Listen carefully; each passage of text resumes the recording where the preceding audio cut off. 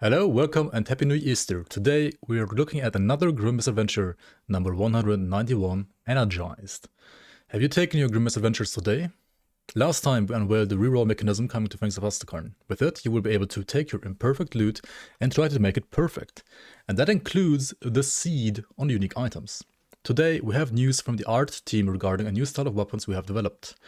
Let's take a look at all the colors of the energy weapon rainbow. As always, everything is in active development, and so on, work in progress. Once we had the details sorted out, we knew we wanted to get you swinging with these energy weapons in-game, and you can see why. We shared a teaser of the energy spears in action recently, as you can see here. Looks pretty darn cool. Now, there's not only these spears, but also axes like these, which look pretty darn cool. And then daggers like these, or swords like these. And then we have some more item spoilers here, like for example, Arctis, legendary one-handed axe. Cold damage, frostburn damage, physical to cold, vitality to cold conversion, DA, attack speed, freeze duration, and then bonuses to seal, necrotic edge, Zolan's technique, sword tactic, star pact, with skill modifiers to deadly aim, necrotic edge, Zolan's technique, and field command. So, what do we see here? We see, first of all, restores 6% HP per second to deadly aim. We see this hot mechanic, this heal over time mechanic, which is currently not in the base game, or like in the Forgotten Gods game. But it's going to be a new way of healing yourself in fangsofasterkarn rather. It also gives you cold damage and percent cold damage while this is active. So like while deadly aim is active, for each second you're going to automatically like restore 6% of your HP per second. And this can be improved with healing effectiveness. Then we have chance to be used to necrotic edge. This is like the weapon pool skill modifier. That's also new to fangsofasterkarn, meaning you have a higher chance to use weapon pool skills, in this case necrotic edge, with also full conversion to cold damage. Note that this is a one-handed weapon, so if you dual wield these, you can have a 40% chance to be used to necrotic edge, just by like using two of these weapons, which seems a bit insane. I don't know if that's gonna stay like that. Also, you would get 12% heal per second on deadly aim. So if you're a, apostate, like Inquisitor Necromancer, with Necromancer getting cold resistance reduction recently, this seems like a really crazy combination. Then we also have chance on attack to extend the duration of deadly aim by 3 seconds to necrotic edge, with no cap limit, right? So once you crit, you activate deadly aim, and then whenever you use necrotic edge, you have a 50% chance on attack to extend the duration of the skill by 3 seconds. So as long as you keep proccing this, right, you will have literally infinite duration deadly aim with like, well, 6 or 12% heal per second. I mean, apostate is not a great class, so this is obviously very, very nice for apostate, because apostate is rather one of the weaker classes, but this seems insane, right? Like, holy moly. Then also we have chance to use his Zolan's technique, 100% physical to cold his Zolan's technique. This is another weapon pool skill from Soldier in this case. And then chance on attack to extend the duration of deadly aim by 3 seconds, the same thing here. So if you are a cold tactician, which honestly also is a rather, well, not so good class, then yeah, you will benefit a lot from this weapon. On top of that, you get full physical to cold conversion to field command, like if you do wield them, or if you only have one, then it's only 50%. And you get cold, flat cold, and percent cold to field command. So you could play, for example, cold cadence tactician, and not only would you convert the cadence hit itself, but also like the first and the second hit, and like all the internal trauma and flat damage from deadly momentum. So yeah, this is very, very cool.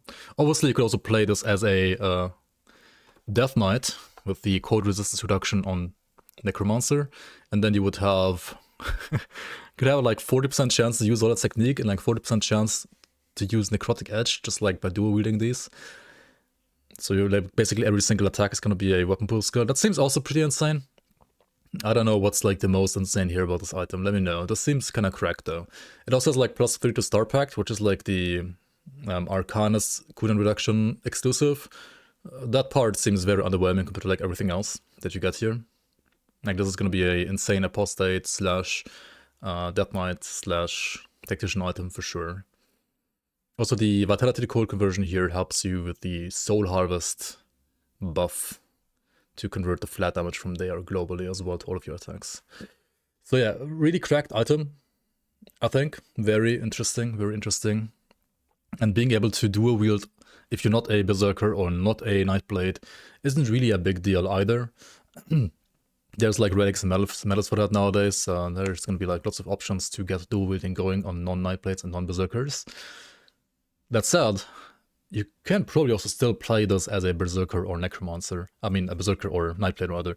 Like I can see, for example, a Reaper being really good for this, right? You can just like play around the standard like cold stuff on Nightblade and like use this stuff here from Necromancer, or like you may be a cold Blaze Master, or like a cold Thane, or like a cold Veilwalker, right?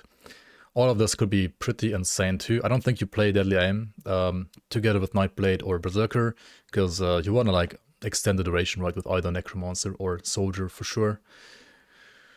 But then again, like Reaper, for example, has like so many other weapons to choose from, so maybe that's not gonna be good enough. Either way, a really cool weapon. Next up we have Bloodwake. Bloodwake, as you can see, obviously is also like one of those energy weapons and has acid to vitality conversion, physical to vitality conversion, vitality decay, attack speed, anatomy of murder, Gothian shears, medicine of bore, solar witchfire, and so on and so on. This kind of reminds me of a item I made for the Grim Dawn Community League, the Global Vitality Blade, whatever it was called again. That was kind of similar actually in a way. But yeah, this one is a legendary with like, you know, acid and physical conversion to savagery. So you can play Vitality Savagery with the acid damage part from, for example, Lethal Assault, or like all the acid damage that Nightblade has in general being converted to Vitality. So very good for like a Thickster, a Trickster. Or also it has Vitality and bleed damage to Witchfire with Chaos Vitality conversion to Witchfire, which means very, very good for a Witch Hunter as well. Or you could also play a Conjurer, of course, where you could like also combine Savagery and Witchfire here. Also, you have healing effects increased by 15% to Witchfire. This will increase all of your leech by 15%, and like all hots or stuff like that you have by 15% as well as active heals, like for example Blood of Drieg. Last but not least, it also has Physical and Pierce and 10% chance to use Gothian Shears, Physical Pierce to Vitality Conversion to this weapon pool skill from Nightblade. Also some added bleed damage. I feel like the bleed damage is probably more like thematic on this item. This seems just like a Vitality attacker item. The only part that makes it a bit more dot focused, not only for bleed but also Vit decay, is like it has flat Vitality decay up here. And also the item is a flat physical item. So that makes it a lot better for Shaman, because Shaman gets full conversion to Savagery by like just using one of these, whereas if you're playing, for example, a Witch Hunter, you're gonna struggle like converting all of the physical to vitality probably. I mean, there's some on the weapon itself, there's like some from components and so on, but it's probably not gonna be high enough, so I can see it as being better as a Trickster or a Conjurer actually than a Witch Hunter, ultimately. Yeah.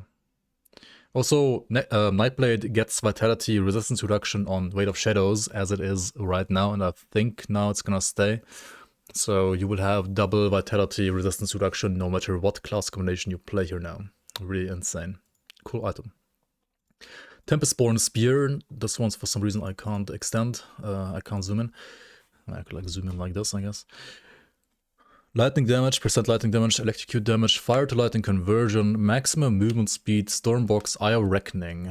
So this is a two-handed lightning Eye of Reckoning weapon. We already have a one-handed monster frequent Eye of Reckoning weapon from Kamen, right, in Forgotten Gods, but now you have a two-hander as well, with additional 20% attack speed to Eye of Reckoning.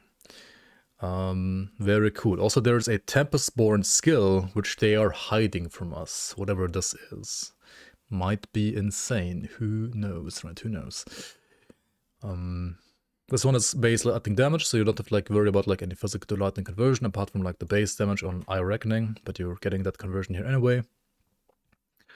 I mean, yeah, basically just like a lightning Eye of Reckoning spin to win two-hander that you want to use right away, and it also has like +4 Ergoloth, I guess. It doesn't really have any synergy with that, really. This would be a, what is this, Inquisitor and Oathkeeper, like a Paladin weapon. But I don't know, I mean, you can like play whatever secondary you want, really, whatever you think is cool for lightning. I mean, Shaman comes to mind because it's a two-hander, right? So playing an Archon should be really, really good with this as well. Yeah, cool. but like just a very basic monster frequent. You can expect to find the new weapons in a variety of ways. The means to craft some of these will be taught to you as you befriend the Kern. Others, like the spear, will drop from unique sources. Wait, are these like... we don't know if these are actually like blueprints or not from factions. They are not showing it. But this might make you think it is. And with so many colors to choose from, you can be sure there will be a support. They will support a variety of playstyles.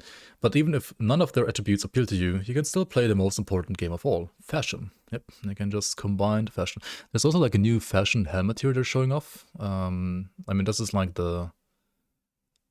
Isn't this like the Chthon armor? No, it's actually different, right? Hang on. This is not exactly the Chthon armor. It is different. This is some like new like Chthonian, Kern, whatever armor from the new expansion for sure. Looks pretty cool. Really, really cool fashion. On a side note, we recently shared this little tidbit on social media that you might enjoy. This polish to our item tooltips is coming in the future to all versions of the game. Okay, so what they're doing now is, I don't know why they didn't show it like that on these items, but apparently all items that have skill modifiers, well, to skills obviously, will now have this stuff here, right? So you can see it's just the skill icon, which is obviously very, very intuitive and very, like, makes it way, way easier for people, especially new people to the game, to find out what skill this really is affecting. Then it gives you the name of the skill, and it gives you like all the modifiers here, instead of like the 2 Albrecht's 8th array, right? 2 Albrecht's 8th array, 2 Albrecht's 8th array at the end. So it cleans up like all the text here. Makes this look a lot better. Same for like Grenado, Judgment Leap here, for example. Looks pretty cool. Ultimately, the item is gonna be like a bit longer though, from top to bottom. So I can't wait to like scroll through, especially like league items in season 8, right? Or generally like some set items as well that kind of have like tons of modifiers here. You're gonna have to use your scroll wheel on your mouse a lot to like read text out like on items in the future. But I do think it looks cleaner and it looks more intuitive. And yeah, some of the text here on the sides at least is cleaned up. Like if you compare that to this, which says like 2 Bergothian shears, 2 shears, 2 shears, 2 shears, right? This does look cleaner and a bit more modern. Anyway, we did not get a release date yet, so I guess maybe not in May. May seems rather unlikely. There is a new Misadventure coming in May though, on May 26th. So we're gonna check out this one as well. And until then, let me know what you think about these spoilers. Thanks for watching, and I'll see you around on the next one.